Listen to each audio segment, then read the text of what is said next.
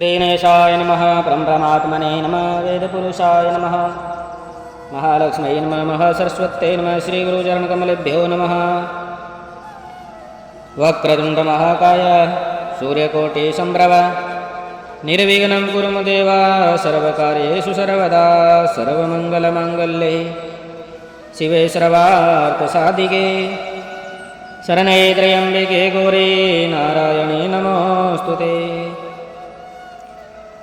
सच्चिदानन्दरूपाय विश्वोपत्यादिहेतवे तापत्रविनाशाय श्रीकृष्णाय वयं नमः।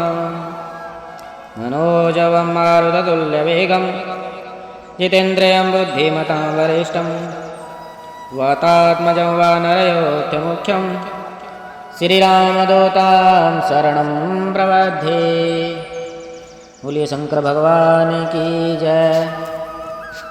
उमा देवी का दिव्य रूप में देवताओं को दर्शन देना और अवतार ग्रहण करने का आश्वासन देना।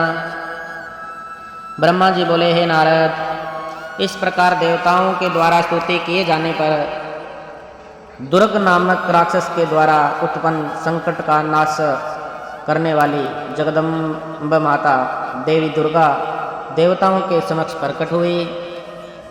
वे रत्नों से जटित दिव्य परम अवधूत किंकणी जाल से युक्त कोमल बिछोने वाले तथा श्रेष्ठ रथ पर विराजमान थी।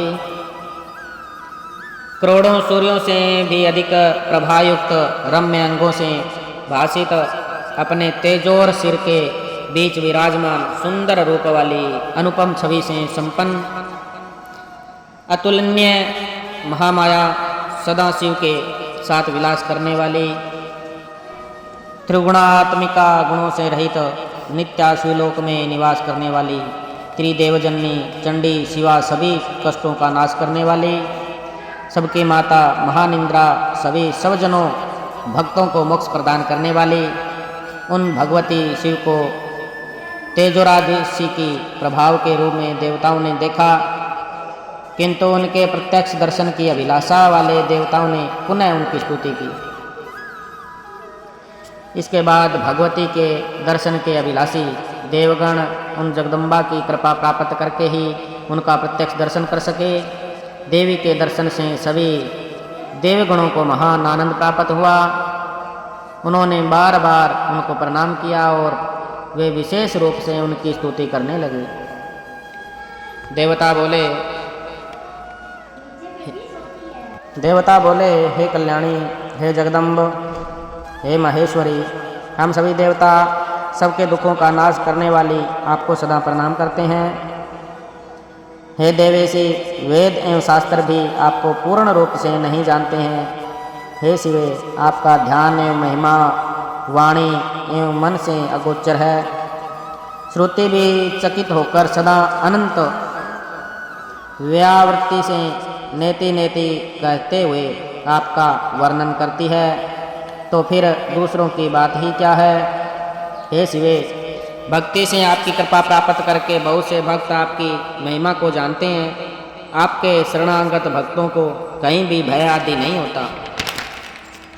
हे अंबिके, हम सब आपके दास हैं, अतः आप अब प्रेम युक्त होकर हमारी प्रार्थना सुने। हे देवी, हम लोग आपकी महिमा का थोड़ा सा वर्णन करते हैं। आप पहले दक्ष की पुत्री होकर शिवजी की प्रिया बनी थी। आपने उस समय ब्रह्मा तथा अन्य लोगों के महान दुखों को दूर किया था। आपने अपने पिता से अनादर प्राप्त कर अपनी प्रतिज्ञा के अनुसार अपने शरीर का त्याग किया और आप अपने धाम को चली गई, जिसके कारण महादेव जी ने दुख पाया था। किंतु हे महेश्वरी, देवताओं का वह कार्य पूरा नहीं हुआ, इसलिए हम समस्त देवता एवं मुनिगण आपकी शरण में आए हुए हैं।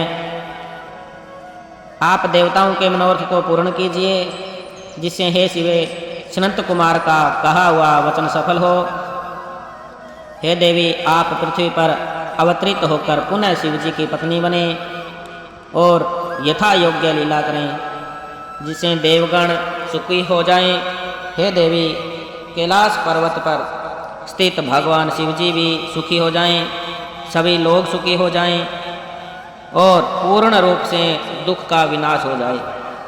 ब्रह्मा जी बोले, हे नारद, विष्णु आदि सब देवता यह कहकर प्रेम से मगन हो गए और वे भक्ति पूर्वक विनम्रता से सिर झुकाए मौन खड़े हो गए। शिवा भी देवताओं की स्तुति सुनकर प्रसन्न हो गई। अपनी स्तुति के कारण का विस्तार कर तथा प्रभु शिव जी का स्मरण कर भक्तवत्सलता तथा दयामयी उमा देवी विष्णु आदि उन देवताओं को संबोधित करके हंसकर कहने लगी।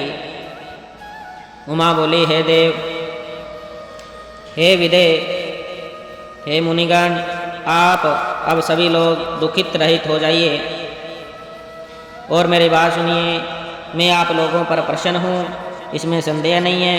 मेरा चरित्र त्रिलोक्य को सर्वत्र सुख प्रदान करने वाला है। दक्ष आदि को जो मोह उत्पन्न हुआ वह सब मेरे द्वारा ही किया गया था। मैं पृथ्वी पर पूर्ण अवतार ग्रहण करूँगी, इसमें संदेह नहीं है। इसमें बहुत से हेतु है, उन्हें मैं आदरपूर्वक कह रही हूँ। हे देवताओं, पूर्व समय में हिमाचल और मैना ने बड़े भक्ति भाव से मुझ सती शरीर धारिणी की माता पिता के समान सेवा की थी।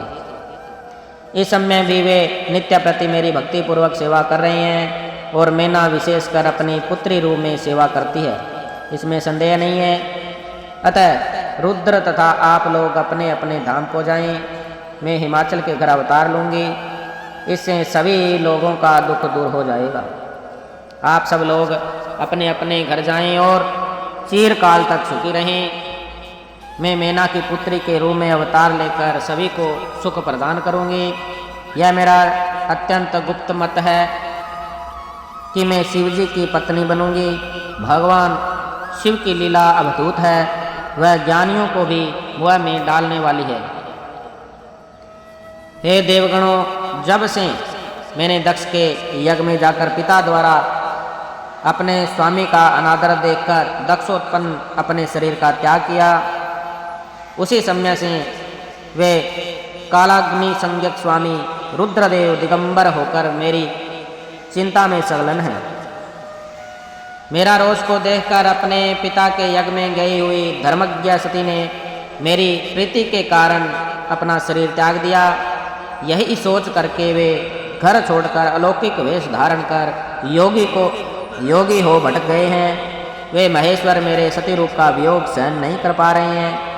उन्होंने उसी समय से कामजन्य उत्तम सुख का परित्याग कर दिया है और मेरे निमित्त कुवेश धारण कर वे अत्यंत दुखी हो गए हैं। हे विष्णु, हे देवगणों, हे मुनिगणों, आप लोग महाप्रभु महेश्वर की भुवन पालिनी अन्य लीला भी सुने। ज्ञानी होते हुए भी विरह में व्याकुल वे मेरी अस्थियों की माला बनाकर धारण किए रहते हैं, फिर भी उन्हें कहीं भी शांति नहीं मिलती है। वे प्रभु अनाथ के समान इधर उधर घूमते हुए ऊंचे स्वर में रोते रहते हैं। उन्हें उचित तथा अनुचित का ज्ञान भी नहीं है। इस प्रकार वे प्रभु सदाशिव कामियों की गति दिखाते हुए लीला करते फिरते हैं और कामुक की भांति विरहाकुल वाणी बोलते रहते हैं। वे शिव वस्तुत निर्विकार तथा दीनता से रहित अजित परमेश्वर परिपूर्ण स्वामी मायाधीश तथा सबके अधिपति हैं। वे तो लोकानुसरण कर ही लीला करते हैं, अन्यथा उन्हें मोह तथा काम से प्रयोजन ही क्या है। वे प्रभु न तो किसी विकार से अथवा माया से ही लिप्त रहने वाले हैं। वे सर्वव्यापी रुद्र मेरे साथ विवाह करने की प्रबल इच्छा रखते हैं। अतः हे देवगणों, मैं पृथ्वी पर मैना हिमाचल के घर में अवतार ग्रहण करूँगी। मैं रुद्र के संतोष के लिए लौकिक गति का आश्रय लेकर हिमालय पत्नी मैना में अवतार ग्रहण करूँगी। कठोर तपस्या करके रुद्र की भक्त तथा प्रिया होकर मैं देवताओं का कार्य करूँगी। यह सत्य है, इसमें संदेह नहीं है। आप सभी लोग अपने घर जाइए और रुद्र का भजन कीजिए, उन्हीं की कृपा से समस्त दुख दूर हो जाएगा। उन कृपालुओं की कृपा से सर्वदा मंगल ही होगा और मैं उनकी प्रिया होने के कारण त्रिलोक में वंदनीय तथा पूजनीय हो जाऊंगी।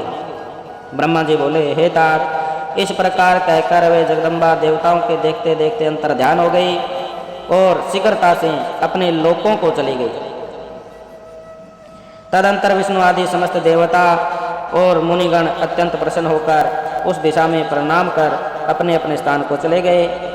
हे मुनीश्वर, इस प्रकार मैंने दुर्गा के उत्तम चरित्र का आपसे वर्णन किया, जो सर्वदा मनुष्य को सुख भोग तथा मोक्ष देने वाला है। जो एकाग्र होकर इस चरित्र को नित्य सुनता अथवा सुनाता है, पढ़ता अथवा पढ़ाता है, वह सभी कामनाओं को प्राप्त कर लेता है।